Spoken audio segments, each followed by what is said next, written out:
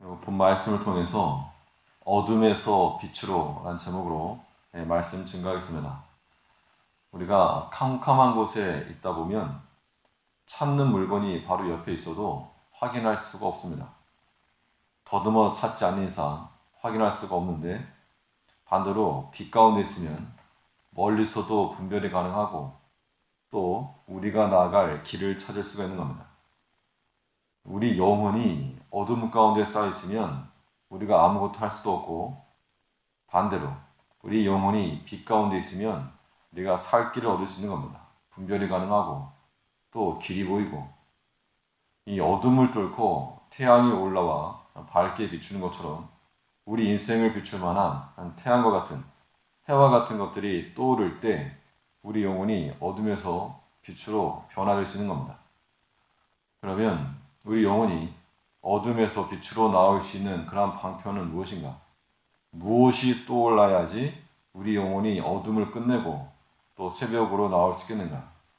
이 본 말씀을 통해 살펴보면, 우선은 이 하나님께 향한 감사가 해와 같이 높이 올라가야 됩니다. 그래서 어둠을 끝내고 빛 가운데로 나가야 되겠는데, 이 빛이 시작되는 시점부터 어둠이 물러가는 겁니다. 어둠을 물리치는 길은 빛을 쪼이는 것밖에 없는데, 우리가 하나님 앞에 감사하기 시작하면서부터 그 시점이 우리 영혼에 빛이 비추이는 그러한 지점입니다.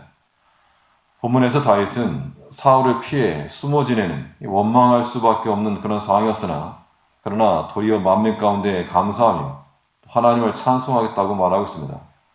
8절 말씀에서 내 영광아 깰지어다, 비파야 수금아 깰지어다, 내가 새벽을 깨우리로다.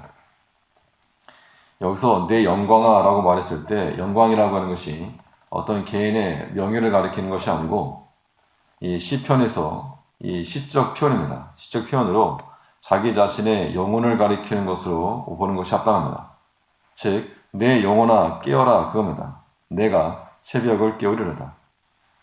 사람을 깨우는 게 아니고, 새벽을 깨운다는 것은 어둠을 끝내고 어둠을 깨고 이제 내 영혼 가운데 빛으로 보이겠다, 그것을 말하고 있는 겁니다. 어둠을 깨거나 또 새벽을 깨우는 길은 태양이 떠오르는 것 외에는 답이 없습니다. 우리 영혼이 낙심과 좌절을 끝내고 원망을 종료하고 이 밝음으로 나오려면 우리 인생 가운데 이 감사해가 떠올라야 되는 것이 마땅합니다. 그 감사에서부터 하나님께 대한 찬송도 같이 나오는 겁니다. 그러므로 감사라고 하는 것이 우리 영혼을 위한 그런 태양과 같음을 알아야 될 것입니다. 그 해를 통해서, 태양을 통해 식물이 에너지를 얻는 것처럼 우리 하나님 앞에 감사를 통해 우리 영혼이 힘을 얻고 또 성장할 수 있는 겁니다.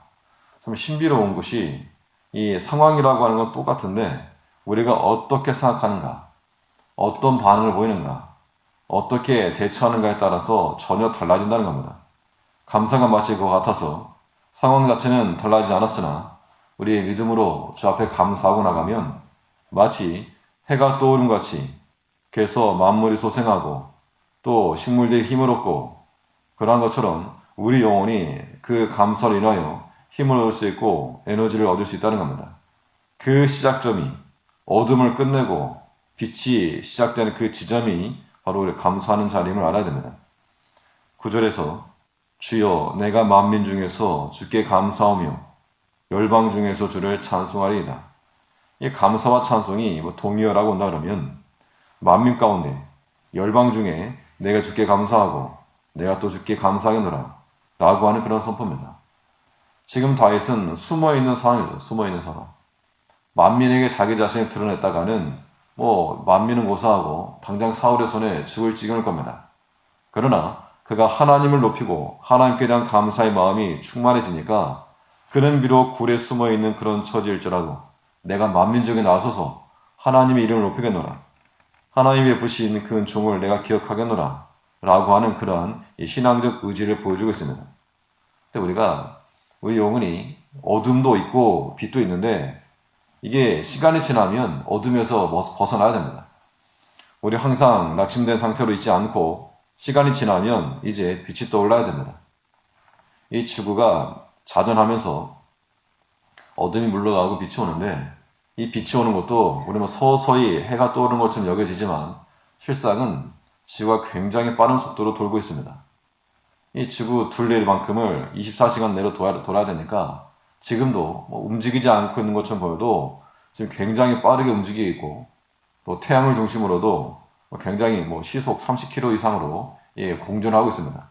그만큼 빠르게 움직임이 있을 때 빛을 천천히 받을 수 있는 것처럼 우리에게서 우리 영혼이 밝음 가운데로 나아가려면 우리 영적인 작용이 굉장히 활발하게 일어나야 됩니다. 하나님께 대한 감사는 우리 영혼을 향한 의로운 해와 같아서 우리에게 큰 유익을 줄 줄 알고 우리의 인생 가운데 하나 앞에 감사하며 살아가는 우리가 되어 마땅하고 또 우리 영혼이 어둠에서 빛으로 나오려면 무엇이 떠올라야 되겠는가? 어둠을 끝내고 새벽으로 나올 수 있는 그 길, 하나님의 진리의 말씀이 높이 떠올라야 될 것을 말하고 있습니다. 우리 자신을 정확히 볼 수 있는 도구가 무엇인가? 나 자신을 정확히 볼 수 있는 것은 오직 하나님의 말씀밖에 없는 겁니다. 우리 감사하는 것도 결단해서 의지적으로 단순한 의지적 결단으로도 감사가 가능하지만 그것만으로는 한계가 있다는 겁니다. 우리에게는 끊임없는 그 원동력, 그 근원이 있어야 되겠는데 그 근원이라고 하는 것, 무엇으로 인하여서 우리가 감사할 수 있겠는가? 오직 진리가 우리 가운데 충만할 때 진리가 너희를 모든 것에서 자유케 한다 그랬으므로 그 진리가 우리 가운데 있을 때 거기서부터 진리로 인한 기쁨과 평안함은 비교할 수 없는 겁니다. 하나님께로부터 오는 그 진리는 다윗이 현재 처한 상황에서 사울이 주는 그 두려움보다 훨씬 컸다는 겁니다. 그렇기 때문에 사울이 주는 두려움보다 하나님이 주신 평안함이 컸기 때문에 그는 하나님께 나아갈 수 있었다는 것이 얘기됩니다. 10절에서 대저 주의 인자는 커서 하늘에 미치고 주의 진리는 궁창에 이르나이다.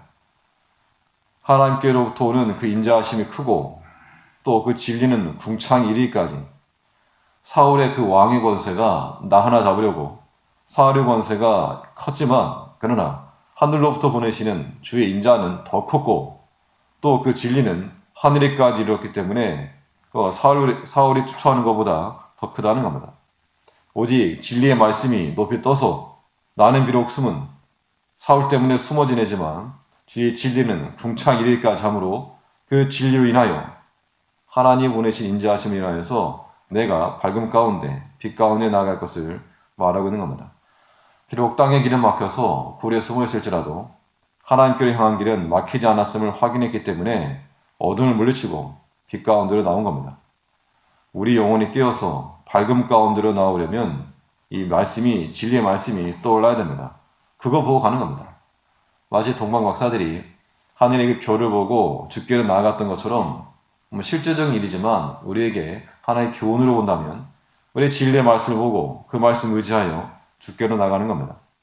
그 말씀을 보기도 하고 또 가기도 하고 분별하기도 하는 겁니다. 그 말씀으로 우리가 어둠에 헤매지 않고 진리의 눈을 떠 힘찬 발걸음으로 나아갈 수 있도록 우리에게서 감사가 높이 떠오르고 또 진리의 말씀이 높이 떠오르므로 그것 보고 방향 잃지 않고 실족하지 않고 어둠에서부터 빛으로 어둠을 종료시키고 마치 새벽을 깨우겠다라고 하는 이 마음처럼 모든 어두운 것을 끝내고 우리 영혼의 빛과 밝음을 줄 수 있는 우리가 되어야 합니다.